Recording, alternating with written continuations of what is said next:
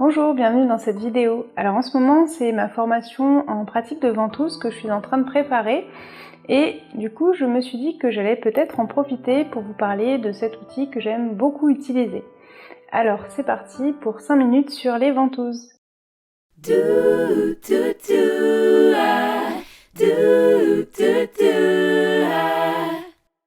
Alors j'ai beaucoup de patients curieux qui me posent des questions quand ils voient mes ventouses au cabinet. Et je suis sûre que la plupart d'entre vous ont déjà vu des ventouses, peut-être que certains d'entre vous pratiquent déjà cette technique. Sinon, vous avez peut-être déjà eu l'occasion de voir vos parents, peut-être vos grands-parents s'en servir. Dans tous les cas, c'est une méthode qui était utilisée également en Occident, mais c'est vrai que depuis quelques décennies, on l'a un petit peu oublié. Par contre, en Chine, c'est toujours un outil très utilisé et qui est utilisé depuis des centaines, voire des milliers d'années. Beaucoup de matériaux sont utilisés pour la fabrique des ventouses. La plus connue, la plus utilisée en termes de matière, c'est le verre. Les ventouses en verre sont faciles à utiliser, mais ça demande quand même un petit peu de technique.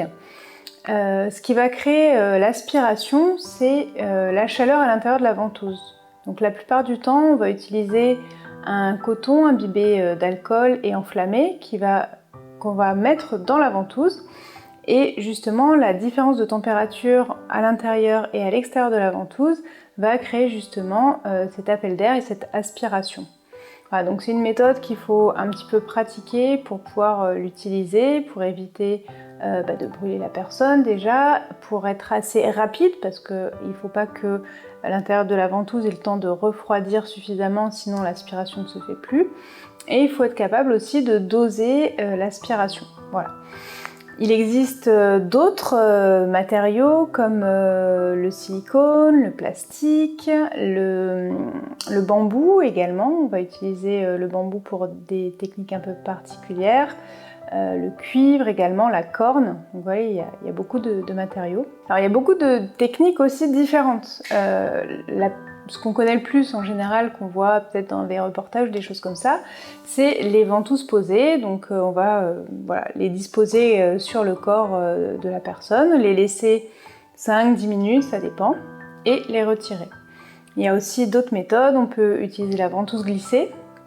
Donc là, ça va être utilisé avec de l'huile ou un corps gras en tout cas, pour pouvoir glisser sur la peau de la personne et la faire circuler en fonction de ce qu'on cherche à faire sur différentes zones. Mais en Chine, il y a pas mal de méthodes qui existent et dans l'acupuncture, puisqu'on va utiliser aussi les ventouses sur aiguille, voire sur moxa, on peut utiliser aussi les ventouses saignées. Je vous parlais tout à l'heure des ventouses en bambou. Souvent, on va les utiliser, en fait, on va faire des décoctions avec des plantes et on va mettre les ventouses à l'intérieur, les mettre dans la décoction, les laisser comme ça un moment et après on va prendre les ventouses qui seront donc imbibées des plantes et on va les poser sur le corps, qui va permettre, en même temps qu'on a l'effet de la ventouse, on va avoir aussi les plantes qui vont pénétrer par les pores de la peau et avoir des effets spécifiques en fonction des plantes qu'on choisit et de la problématique de la personne. Mais là aujourd'hui, j'aimerais surtout, on va surtout parler des ventouses posées et des ventouses glissées puisque c'est des méthodes les plus courantes, on va dire, et surtout qui sont le plus faciles à utiliser chez vous au quotidien. Alors je vous dis pas d'utiliser les ventouses comme ça d'ores et déjà, surtout si les ventouses posées avec le feu, c'est vrai que c'est une méthode un petit peu délicate, donc il ne faut pas se lancer comme ça. Mais il existe des ventouses en plastique avec un petit piston qui nous permet en fait de jauger la bonne aspiration et qui nous permet d'avoir à éviter de jouer avec le feu. Donc ça peut être intéressant pour certaines personnes qui ont envie d'utiliser les ventouses, mais qui n'ont pas envie de maîtriser la technique avec le coton imbibé d'alcool et de feu. Dans tous les cas, ça va être plutôt utilisé pour les stagnations, parce que l'intérêt principal de la ventouse, c'est donc ça crée cette aspiration en surface, et du coup ça va faire un appel en surface du sang, du qi et des liquides organiques qui sont dans les couches plus profondes. Donc ça va permettre de libérer aussi les couches profondes des stagnations, donc des stagnations de sang, de qi, d'humidité, des choses comme ça. Donc ça va être intéressant pour toutes les personnes qui ont de la stagnation. Voilà, on va éviter sur les personnes qui sont vraiment plutôt en vide d'énergie. Celles-là, on va plutôt faire d'autres techniques que les ventouses. Mais dès qu'il y a de la stagnation, la ventouse va être intéressante. Donc ça va permettre de faire circuler donc du coup le sang et les liquides et l'énergie, puisque ça va dégager les couches où ça stagne, donc ça va pouvoir reprendre une circulation plus normale, on va dire. Ça va être très intéressant pour tout ce qui est douleur liée justement à ces stagnations, notamment dans les muscles. C'est assez facile à utiliser justement, notamment en ventouse glissée, puisqu'on va pouvoir aller chercher les zones musculaires douloureuses et voir aussi les zones qui réagissent, parce que si vous avez déjà utilisé, vous avez déjà pu voir que ça peut rougir assez vite, et l'inconvénient des ventouses, c'est vrai que c'est que ça peut faire des marques. Vous avez peut-être déjà vu, il y a quelques années lors des Jeux Olympiques, on a vu des nageurs avec des jolis ronds sur le dos. Donc voilà, c'est comme on aspire à l'extérieur voilà, le sang qui stagne, bah, du coup ce sang-là revient en surface et ça crée cet aspect de bleu. Donc c'est sûr que juste avant l'été, si on veut se mettre en maillot de bain, c'est pas l'idéal, mais voilà, si on s'en fiche et qu'on veut être soulagé des douleurs, par contre c'est un super outil. Donc ça va faire circuler le sang, l'énergie, les liquides. En Chine, on l'utilise beaucoup en début de rhume ou d'angine. Et d'ailleurs, ici, c'était utilisé comme ça il y a quelques dizaines d'années, d'ailleurs, encore pas mal. Puisque les ventouses vont permettre aussi d'ouvrir les pores de la peau. Et du coup, en ouvrant les pores de la peau et en ramenant en surface, on dit que ça va faire sortir le pathogène du corps. Donc voilà, si on fait ça dès le début de la maladie, ça permet d'enrayer la maladie et de très vite se sentir mieux. On peut également l'utiliser pour l'amincissement, parce que justement on parlait de faire circuler, et dans les couches adipeuses, dans les couches de graisse, justement, ça a tendance à très mal circuler, il y a des adhérences.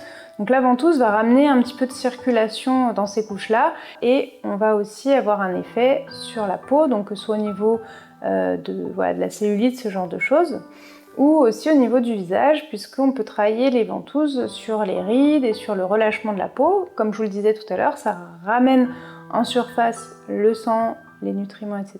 Donc ça va être intéressant quand ça stagne en profondeur et qu'on veut libérer la profondeur, mais ça va être intéressant aussi quand tout ça n'arrive pas en surface et que du coup l'épiderme est un petit peu déshydraté, ce genre de choses, qui est à l'origine des rides et du relâchement de la peau. Ça va permettre de ramener dans les couches superficielles aussi du sang, des nutriments, de l'énergie, et ça va du coup agir sur la jeunesse. Ça va avoir un effet anti-âge, ça va avoir un effet liftant. Mais comme je vous disais tout à l'heure, ça peut faire facilement des bleus, donc à utiliser avec beaucoup de douceur. Vraiment sur le visage, on y va très doucement. Alors je vous invite, si vous êtes curieux et que vous allez de temps en temps voir un praticien de médecine chinoise, n'hésitez pas à lui poser des questions si vous êtes curieux. Je suis sûre qu'il se fera un plaisir de vous faire essayer cette technique s'il juge que pour vous c'est utile, que c'est bénéfique. Voilà, si c'est pas le cas, ce sera à lui de juger. C'est vrai qu'en 5 minutes, je peux pas vous en dire beaucoup, mais j'espère que j'ai éveillé votre curiosité. Donc n'hésitez pas à aller regarder des articles différents. Je vous mettrai un lien aussi dans la description vers le site internet NTC Yangsheng, où il y a un article qui parle aussi des ventouses. Et pour ceux qui veulent aller plus loin, comme je vous disais, je prépare une formation qui aura lieu à la fin du mois de novembre. Donc si ça vous intéresse, je vous mets aussi dans la description le lien vers le site internet. Dans tous les cas, je vous souhaite une très bonne continuation et je vous dis à très bientôt pour une nouvelle vidéo.